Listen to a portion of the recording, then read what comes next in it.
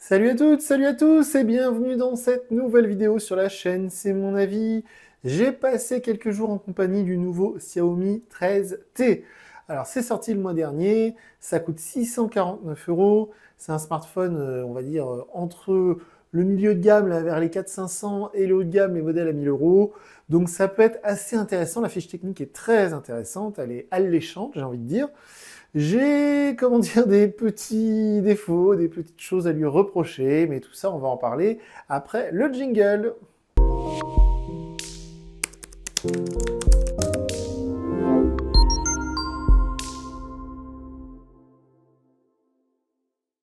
Alors, j'ai donc passé quelques jours avec ce Xiaomi 13T.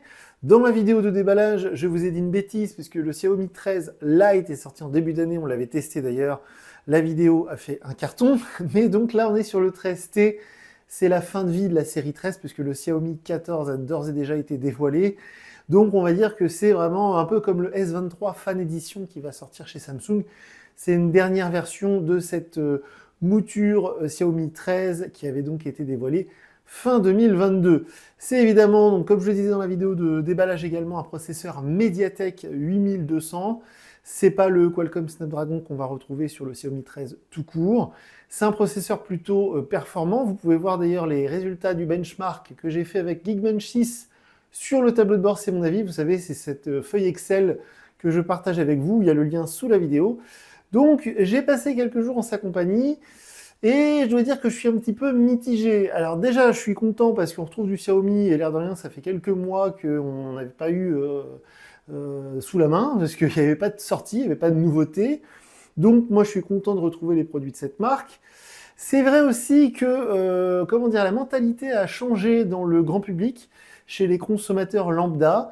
C'est-à-dire que j'ai été assez surpris moi-même d'entendre autour de moi de la part de personnes qui ne sont pas forcément spécialisées dans les nouvelles technologies, et certaines personnes de me dire ah oui, parce que moi là je vais changer de téléphone, mais je veux pas repartir sur du Xiaomi, du Oppo, parce que les marques chinoises, ils font des trucs avec nos données personnelles, et moi je voudrais plutôt avoir un truc genre Google, ou un truc genre Samsung, qui est coréen, et ils traitent ce sujet-là un peu plus sérieusement, on va dire. Donc c'est vrai que moi j'aime beaucoup ces marques, Realme, Xiaomi, Poco, Oppo, OnePlus évidemment, mais j'ai l'impression que la mode est en train un peu de tourner, donc je commence un peu à m'inquiéter pour eux. C'est pas le sujet de cette vidéo, mais ça m'y fait penser vu que je suis content d'avoir à nouveau un Xiaomi entre les mains. Donc on va commencer comme d'habitude par les points positifs, les choses que j'ai appréciées, on terminera par les choses que j'ai à lui reprocher. Et on va dire que voilà, vous verrez dans la conclusion, c'est un peu mitigé, ça souffle le chaud et le froid comme on dit. Donc on commence, comme vous le savez, c'est assez traditionnel par le design, alors c'est assez subjectif, mais honnêtement c'est un bel objet. Le dernier smartphone comparable que j'ai testé, c'était il y a quelques jours, c'était le Google Pixel 8, qui est un peu plus haut de gamme quand même, on est vers les 800 euros, mais qui du coup est un peu plus chic. Là on sent que c'est un peu plastique, mais franchement c'est très bien quand même, hein. Si vous sortez ça, je veux dire, quelqu'un qui s'y connaît pas, vous lui mettez dans les mains, on peut croire que c'est un téléphone à 1000 euros alors qu'il coûte que 649 euros. C'est vraiment un bel objet, c'est un téléphone qui est très agréable à utiliser, l'ergonomie est plutôt bonne. On est quand même à 200 grammes, donc c'est un poids assez conséquent, même si c'était un standard il y a encore 1 ou 2 ans. C'est un grand smartphone, hein, là aussi, c'est en train d'évoluer parce que maintenant les flagships, ils sont sur des tailles d'écran un petit peu plus petites. C'est le format d'un Nothing Phone 2, par exemple. Donc c'est typiquement un concurrent du Nothing Phone 2, je vais y revenir dans cette vidéo, on a 100 euros d'écart à peu près entre les deux téléphones. Mais c'est vrai qu'au niveau design, moi je suis plutôt convaincu, c'est assez joli. Alors j'ai posté une photo sur nos réseaux sociaux, vous pourrez voir que l'arrière du téléphone est très glossy, très brillant, et du coup c'est un vrai piège à traces de doigts. Alors j'imagine que 99,9% d'entre vous, vous allez mettre une coque là-dessus, donc ça c'est pas très grave. Mais pour les bizarroïdes comme moi qui utilisent leur smartphone sans protection, bah du coup c'est vrai que ça attrape très fortement les traces de doigts, mais c'est pas très grave. C'est un beau smartphone, c'est un bel objet, l'ergonomie est bonne, il est agréable à utiliser, les matériaux, le coloris, tout ça, moi je dis oui, je valide. Donc ça, cette partie-là, c'est plutôt dans les plus. Alors quelque chose qui participe à cette impression et qui est très agréable au quotidien, c'est l'écran. On a un immense écran AMOLED 144 Hz. Alors on ne peut pas vraiment le bloquer sur 144 Hz parce que dans les réglages, on choisit donc 144, mais il est indiqué que de toute manière, le téléphone va gérer un peu lui-même. Donc c'est pas vraiment bloqué sur 144 Hz, c'est un peu à la mode Samsung où on lui dit j'aimerais bien aller jusqu'à 144 Hz, puis lui il dit oui, t'inquiète pas, je vais le faire. Mais bon, voilà, c'est pas très grave, mais par contre c'est un très très bel écran, il est très lumineux, les couleurs sont magnifiques, c'est super fluide grâce justement à ce taux de rafraîchissement très élevé. Donc c'est très agréable à utiliser, et c'est vrai que moi par rapport à mon iPhone 15 Pro avec un écran évidemment plus petit, ou même le dernier en date justement le Pixel 8 de chez Google me paraît encore un petit peu plus grand, et donc l'écran est vraiment, pour faire du jeu, je vais y revenir, ou pour regarder des séries, tout ça, c'est très très agréable. Donc ça, pour ça, c'est 100% réussi. Alors on parlait des performances de la fluidité, donc le processeur, donc on a dit Dimensity 8200, avec 8 Go de mémoire vive sur cette version que j'ai achetée, donc qui est la version la moins chère. C'est super performant. Les résultats donc, que j'ai obtenus des Geekbench, ils sont plutôt bons. Et au quotidien, évidemment, c'est super fluide. Évidemment, il n'y a aucun problème sur le multitâche, sur tout ce genre de choses. Là, il n'y a même pas de question à se poser. J'ai envie de dire, on a les performances d'un très haut de gamme, d'un vrai haut de gamme. Moi, personnellement, je vois aucune différence de performance entre un smartphone comme celui-ci ou un OnePlus 11 qui est un peu plus cher, ou alors un Samsung S23 ou un Honor Magic 5 Pro, alors qu'il y a parfois 400 € d'écart. Niveau performance, je ne vois aucune différence. Sur les benchmarks, on voit la différence, hein, les chiffres ne sont pas les mêmes, surtout sur la puce graphique. Mais au quotidien, pour l'usage que j'en ai eu, c'est super agréable, c'est super fluide en toutes circonstances. Donc là aussi, pour moi, c'est réussi. Alors, quelque chose de beaucoup plus important, on va parler des photos parce que on en avait parlé dans la vidéo de déballage. Le capteur principal 50 mégapixels, ça devient un standard. Le capteur téléphoto 50 mégapixels, ça pour moi c'était un peu plus énigmatique. Et le capteur ultra grand angle 12 mégapixels. Donc j'ai testé tout ça.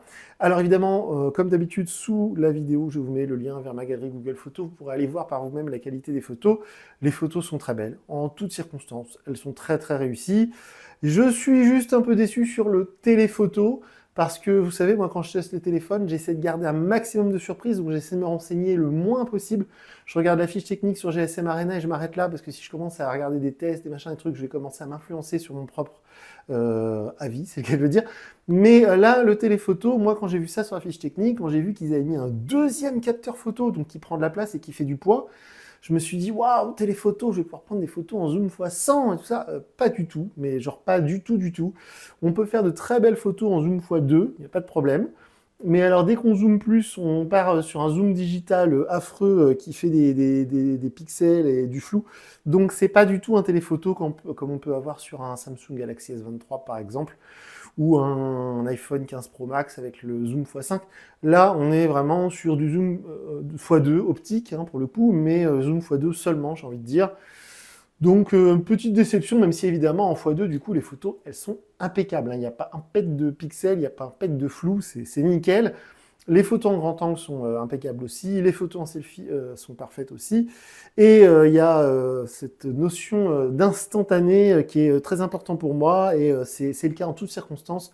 Donc la partie photo, pour moi, c'est tout à fait OK. C'est plus que ce que j'attendais, dans le sens où la qualité est vraiment très bonne en toutes circonstances. C'est un peu décevant sur cette partie téléphoto, mais voilà. Au niveau des plus, évidemment, moi, vous savez que j'adore la recharge rapide. Il y a le chargeur qui est fourni en plus dans la boîte, le câble est fourni bien évidemment. On est sur du 67 watts, donc j'ai chronométré à peu près 2% par minute. Donc en 5 minutes, vous allez prendre 10%, en 20 minutes, vous allez prendre 40%, et ainsi de suite. Donc en gros, vous le branchez 30 minutes, ouais, vous avez fait le calcul, mais ça fait un peu plus de 50%. Ça marche très très bien, ça chauffe pas. Moi j'adore ce système de charge rapide, je sais qu'il y en a plein qui n'aiment pas trop ça, parce que soi-disant que ça abîme les batteries. Mais libre à vous d'utiliser un chargeur 20 watts acheté sur Amazon, il n'y a pas de problème. Mais avec le chargeur fourni dans la boîte, ça charge très fort, c'est très agréable, c'est très pratique. Parce que justement, je vais y revenir après, mais l'autonomie, elle n'est pas folle. Donc cette possibilité de le recharger très vite, en très peu de temps, c'est vraiment quelque chose d'important. Et alors, dans les petits plus, évidemment, le haut-parleur stéréo est très puissant, même un peu trop, ça fait un peu mal aux oreilles quand on met à fond, le son est très très fort. Mais donc voilà, on a bien un haut-parleur stéréo, on a un téléphone évidemment qui est certifié IP68, qui est donc étanche, on a le Always On Display, Dieu merci à ce prix-là, hein, on a les informations qui restent affichées en permanence sur l'écran, donc ça c'est hyper important pour moi, surtout dans ces prix-là. On a le lecteur d'empreintes sous l'écran, et ça aussi ça marche bien, et encore une fois, à ce prix-là, c'est plutôt normal, mais c'est plutôt cool. Donc on a plein de choses positives. c'est fluide, l'écran est beau, ça va vite, voilà, c'est agréable d'utiliser ce smartphone, il n'y a pas de problème. Si vous regardez cette vidéo parce que vous envisagiez de l'acheter, honnêtement, achetez-le. C'est une bonne affaire à 650 €. Encore une fois, je ne m'attendais pas à avoir un tel smartphone à ce prix-là, surtout avec cet aspect un peu haut de gamme, hein, parce que par le passé, Xiaomi faisait de très bons rapports qualité-prix, mais avec parfois un aspect un peu Redmi, c'est-à-dire un peu entrée de gamme, un peu plastique. Là, c'est pas le cas, c'est très joli. Mais justement, on va passer du côté obscur. Donc déjà, l'autonomie, je vous en ai dit un mot, elle n'est pas mauvaise. Mais avec une batterie de 5000 mAh et avec un gros téléphone à 200 grammes, je m'attendais un petit peu mieux. Surtout que souvent, Xiaomi, ils sont assez forts de ce côté-là. Bah, c'est pas mauvais, mais c'est pas excellent, quoi. En une journée, il est possible de vider la batterie en une journée si vous le stressez un peu ou si, comme moi, vous avez tout mis à fond. Genre, moi, j'ai mis la luminosité à fond, j'ai mis le Always On Display, j'ai mis l'écran sur 144 Hz, donc tout ça, ça pompe de la batterie, j'en suis bien conscient. J'ai le partage de connexion qui est activé en permanence, donc toutes ces petites choses-là, je suis d'accord. Je le fais avec tous les téléphones que je teste. Et de tous les téléphones que j'ai testés cette année, c'est pas le meilleur en autonomie, c'est pas le pire non plus. Sur une journée normale, vous tiendrez. Si vous faites beaucoup de jeux ou beaucoup de navigation voiture, encore une fois, vous le rechargez 15 minutes, vous reprenez 30%, l'affaire est réglée. Mais si vous voulez un téléphone qui tient plusieurs jours sur batterie, ce sera peut-être pas celui-là, ou en tout cas, il faudra vraiment régler toutes les optionnalités d'économie d'énergie, voilà, tous les trucs que j'ai activés, Always on Display, tout ça, faut tout enlever, et là, vous tiendrez peut-être plus facilement sur 2 ou 3 jours sur une charge. Donc je ne l'ai pas mis dans les moins, mais je ne l'ai pas mis dans les plus non plus, parce qu'honnêtement, je m'attendais un peu mieux. C'est comme le téléphoto. Sur que l'autonomie, elle est bien, mais sur un tel format, avec une telle batterie, je m'attendais à un petit peu mieux. Peut-être que le Dimensity 8200 est peut-être pas le meilleur processeur à ce niveau-là. Peut-être que chez Qualcomm, avec le Snapdragon, ils auraient peut-être eu une meilleure autonomie avec des performances équivalentes. C'est possible. Là, par contre, on va partir sur les choses qui m'ont vraiment embêté et qui m'ont gâché le plaisir, parce que c'est un vrai bon smartphone. La fiche technique, elle est impeccable. Quand on regarde la fiche technique, les caractéristiques techniques, il n'y a rien à enlever. Je veux dire, tout est bon sur le téléphone. Et comme d'habitude, c'est un peu comme chez Motorola. C'est-à-dire que ces derniers temps, chez Motorola, à chaque fois que je teste un téléphone, pareil, la fiche technique, elle fait rêver. Et puis le téléphone, il est un peu décevant. Bah là, c'était un peu moins le cas, mais un peu le cas quand même. C'est peut-être à cause de tous ces Google Pixel que j'ai testés récemment, mais du coup, Android, quand c'est traité par Xiaomi, maintenant, ça sent un peu le gâchis, c'est un peu comme un très très bon plat dans lequel vous allez mettre trop de sel ou un truc comme ça, vous voyez, ça gâche un peu le truc. Bah là c'est pareil parce que en fait le truc qui moi directement m'a refroidi, c'est quand j'ai allumé le téléphone, comme d'habitude j'ai mis ma carte SIM, j'ai commencé à paramétrer le téléphone avec mon application, enfin mon empreinte digitale, pardon, toutes mes applis préférées, mes réseaux sociaux, mais même avant ça, premier allumage, c'est cette application, je ne sais pas si vous allez la voir, là elle s'appelle AppMall, et quand on allume le téléphone pour la première fois, ça s'appelle Get App, parce que apparemment elle a deux noms. Qu'est-ce que c'est que cette application? Pourquoi je vous en parle? Parce qu'en fait, chez Xiaomi, c'est la première fois que je vois ça depuis 6 ans, un peu plus de 6 ans que je teste des smartphones de cette marque Xiaomi, parce qu'avant qu'ils soient arrivés officiellement en France, j'en commandais déjà via AliExpress. Et c'est la première fois que je vois ça, et ça me rend dingue. Ils ont été prendre, j'ai l'impression, toutes les mauvaises idées qu'ils pouvaient trouver ailleurs. Donc chez Samsung, ça fait des années que je leur reproche de mettre le Galaxy Store, c'est-à-dire que c'est une sorte de Google Play Store alternatif, parce que faut savoir que quand un développeur met une application sur un store, il va, une application payante, il va percevoir un pourcentage du prix payé par l'utilisateur. Donc, les grands fabricants comme Samsung ou comme Xiaomi rêvent de faire comme Apple ou Google et d'avoir leur propre boutique d'applications, donc l'équivalent du Google Play Store ou de l'Apple App Store. Et donc là, chez Xiaomi, ils ont voulu faire comme Samsung qui a fait le Galaxy Store, ils ont fait le App Mall ou le Get App, un truc il a deux noms déjà, ça veut bien dire ce que ça veut dire. Et donc cette application, on ne peut pas la supprimer, on ne peut pas la désinstaller, et elle va essayer sans arrêt de venir vous proposer d'installer les applis à la place du Google Play Store. Pourquoi ça m'agace? Parce que s'il y a bien une entreprise qui est fiable, en termes de données personnelles et en termes de ce qu'on va appeler des virus qui ne sont pas des virus, mais plutôt des logiciels malveillants, c'est le Google Play Store. C'est comme l'App Store de chez Apple, c'est essentiel que le Google Play Store soit contrôlé par une entreprise qui ne vous veut que du bien. C'est pas vrai, mais je veux dire qu'il va quand même gérer vos données personnelles d'une manière sécurisée, on va dire en accord avec, par exemple, les lois de l'Union européenne. Alors que là, l'application AppMall, c'est un store d'applications complètement indépendant, qui ne répond à quasiment aucune règle, encore moins des règles européennes, qui va essayer de vous proposer des applications que vous n'avez pas envie, qui va installer des applications sans vous donner demander votre avis. Donc c'est une catastrophe. Ce genre de choses, moi, sur un téléphone à 650 €, c'est inacceptable. Alors malheureusement, je pense que ce truc va être sur tous les Xiaomi et les Poco dans les mois à venir. Hein. Là, je pense que c'est vraiment la première fois, moi, que je vois ça, mais ça va arriver, hein, c'est très clair. On ne peut donc pas la désinstaller, on peut la désactiver, et Dieu merci, on peut quand même utiliser le Google Play Store pour aller choper des applications. Mais déjà, quand j'ai vu ça, je me suis dit, qu'est-ce que c'est que ce truc? Et ensuite, comme d'habitude chez Xiaomi, une douzaine d'applications préinstallées, Booking.com, TikTok, Snapchat, Spotify, des jeux en veux-tu en voilà. Comme chez Motorola il y a quelques semaines, la très mauvaise surprise du fait que je finis de configurer mon téléphone, je le pose sur le bureau, je reviens 1 heure après, il m'a installé des jeux, j'ai rien demandé. Donc, niveau, voilà, les premières heures avec le téléphone, je me dis, voilà. Et ensuite, alors, qu'est-ce que j'ai noté d'autre? Donc, effectivement, il y a beaucoup d'applications qu'on ne peut pas désinstaller, qu'on peut seulement désactiver. Ça, c'est pareil, ça commence à devenir un peu ringard. Hein. Ce serait bien qu'ils passent la vitesse supérieure.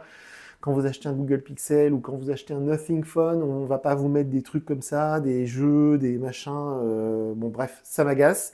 Évidemment, MIUI 14, c'est une interface que je connais, qu'on a déjà utilisée cette année, qu'on a déjà vue sur Android 12 ou sur Android 13. Mais MIUI 14, comme je vous le disais en introduction, il y a de plus en plus de personnes qui, visiblement, se sont réveillées en mode « Attention, les constructeurs chinois, ils nous font des super prix, des super rapports qualité-prix », que ce soit Oppo, qui a disparu complètement du marché européen, OnePlus, Realme, Poco, Xiaomi. Et sauf que le problème, c'est que rien n'est gratuit dans la vie, et si le téléphone est beaucoup moins cher que certains concurrents, Motorola aussi, je le mets dedans, parce que Motorola, c'est chinois, hein, faut pas l'oublier, depuis que Lenovo a racheté la branche mobile de Motorola il y a quelques années. Donc du coup, bah, voilà, on sent qu'ils font des prix bas, mais on sent que de l'autre côté, ils essaient de gagner de l'argent d'un autre moyen, par tous ces contenus publicitaires, par tous ces moyens. Je fais une grosse parenthèse là-dessus, je suis vraiment désolé parce que je ne parle pas vraiment du Xiaomi 13T, même si c'est hyper important parce que si vous comparez avec d'autres smartphones actuellement sur le marché, il faut bien intégrer ça dans votre choix.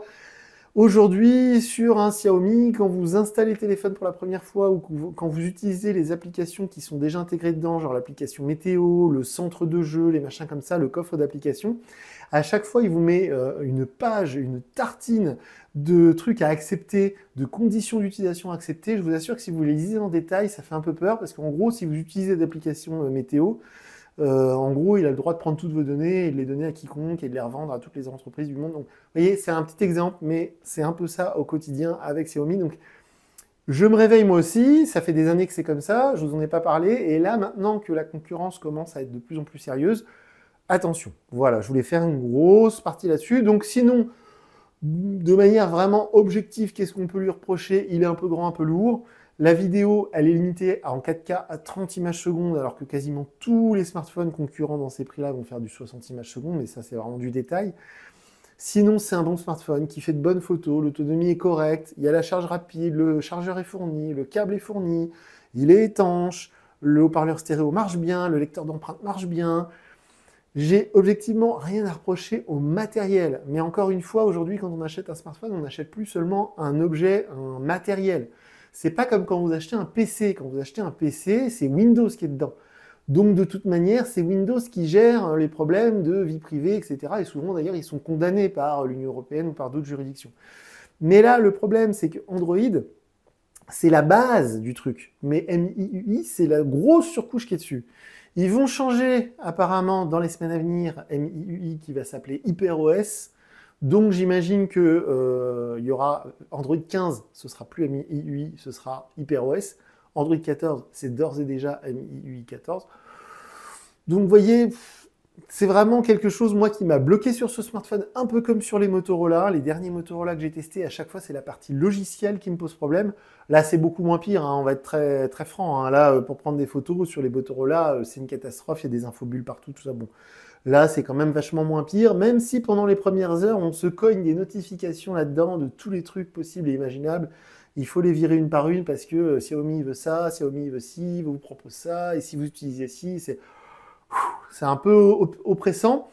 Et donc j'en termine par dire qu'à 650 €, c'est un très bon choix, mais si vous regardez cette vidéo parce que vous hésitez à l'acheter, parce que vous l'avez repéré, parce que justement il vous semble être une bonne affaire, ce qui est le cas, je veux rappeler simplement qu'à même pas 100 € de plus, il y a le Nothing Phone 2. Nothing Phone, c'est une marque basée à Londres, fondée par un ingénieur, un businessman d'origine chinoise, ok, mais Nothing Phone répond quand même beaucoup mieux à la philosophie européenne du respect des données privées.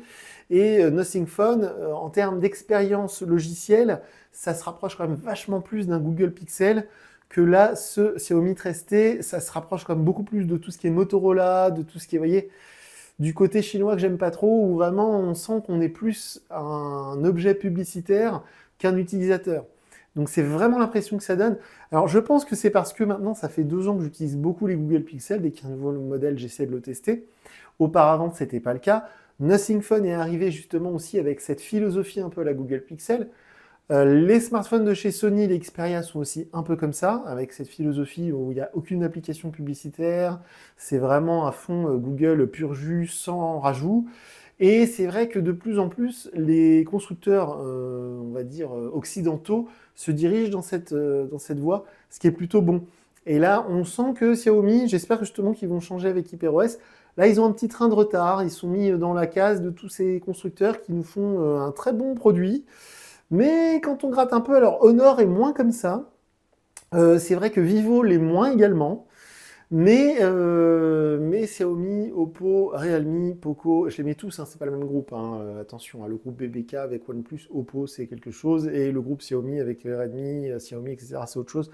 Mais pour ça, ils se ressemblent beaucoup. Hein, c'est qu'on sent quand même qu'on a un intérêt pour eux niveau encore publicitaire. Voilà, je suis désolé pour cette vidéo un peu spéciale. Le Xiaomi 13T, si je devais lui donner une note sur 10, on serait quand même à 7 sur 10 parce que c'est un très bon smartphone d'une manière, on va dire, voilà, intrinsèque. Bonne photo, bonne autonomie, bonne performance, superbe écran, bel objet, voilà, tout ce qu'on cherche de base dans un téléphone, c'est là. Mais encore une fois, mon choix dans ces prix-là se porterait plutôt sur du Nothing Phone, sur du Google Pixel, sur des téléphones, on va dire, avec une partie logicielle un peu plus moderne. Voilà pour cette vidéo. Évidemment, n'hésitez pas à donner votre avis dans les commentaires, c'est fait pour ça. Si vous êtes un fan de chez Xiaomi, vous pensez que j'ai rien compris, allez-y, faites-vous plaisir. À l'inverse, si vous aussi vous commencez à vous inquiéter dès que vous mettez vos infos personnelles dans un smartphone chinois et que vous commencez à sentir de plus en plus que vous n'êtes pas un utilisateur à leurs yeux, mais plutôt une marchandise et que on va chercher à extraire tout ce que vous avez pour le vendre à des sociétés tierces, eh bien n'hésitez pas à le dire aussi. On est présent sur Twitter, sur X.